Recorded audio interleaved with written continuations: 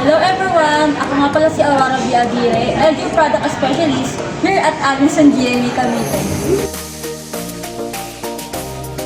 Ba kailangan natin bumili ng LG air conditioning tuwing tag-ulan? Una, meron siyang features na dry mode na kung saan I-reduce nito ang humidity to keep your room cool and fresh during the humid weather. pangalawa,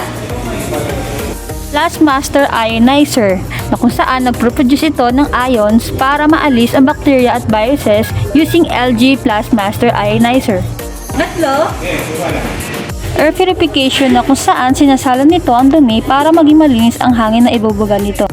pang-apat, UV Nano ginagamit ang ultraviolet light upang salain ng mga bakterya ng hangin at napanatiling malinis ang ibubuga nito. Don't worry sa bill ng kuryente dahil si LG Air Conditioning ay may bagong features na Kilowatt Manager na kung saan pwede mo nang ma-manage, ma-budget at ma-monitor ang electricity consumption mo monthly by using LG ThinQ application.